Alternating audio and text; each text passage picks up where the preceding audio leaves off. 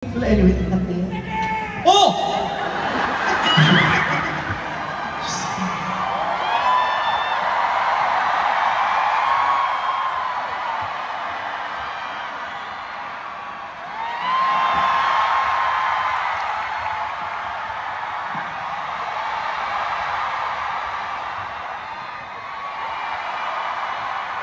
Ano nakaka-touch?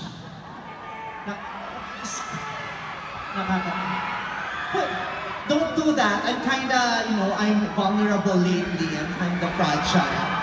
It's gonna make me sad. Don't be too sweet. I'm not used to your sweetness. Hindi, pero nakakatuwa kasi hirap ng buhay tonight sa concert namin, pero nakabenta kami ng maraming tickets, kaya maraming salamat. Marami dito nandito para makita at marinig si Regine. Marami nandito nagpunta kasi gusto nilang makita ang suot ko at marinig yung mga punchline kong controversial bukas. Marami dito kasi sinusuport ako kaya nandito sila.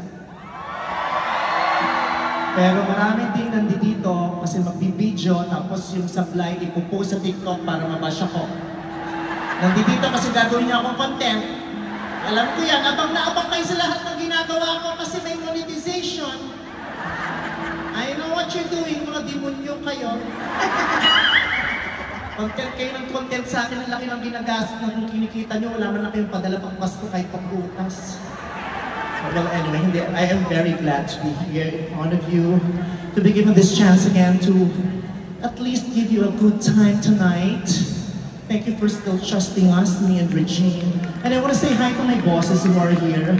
Sir Carlo and Tita Cory, thank you very much.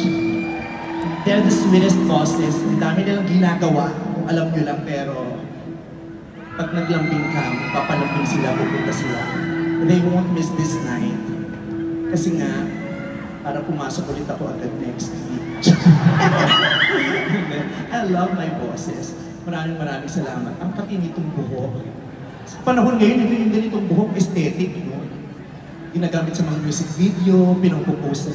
Nung panahon namin, pag yung buhok mo, iba yun. Nag-angkas ako nung isang araw, suot ko to, hindi ako binigyan ng helmet, binigay sa akin panty. Gago. Diba? Oo. Katulad mo, video ka ng video. Ito yung mukha ko, ang baba, ito yung kinukunan mo talaga. Senator Grace po, maraming salamat po for taking time to watch. Yan. You're magandang from time to time manaligan na ito. Para lang ma-relax ka, gulo-gulo niyo ito. Deserve mo ito. Oo, diba? So, since may senadora tayong kasama, no political jokes tayo tonight. Kasi madaling makakarating. Hindi, joke lang. O, hindi tayo masaya lang tayo dito. Diba? Oo. So, habang yung ate mo, nagpipiday pa. Ready na siya.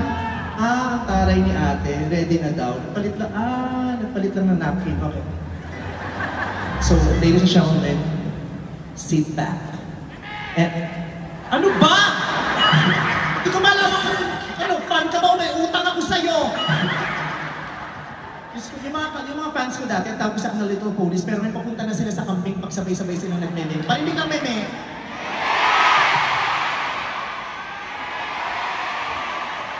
Di ba papunta na sila sa camping? Okay. Eto na. Sit back, relax, because the songbird has something spectacular to give you.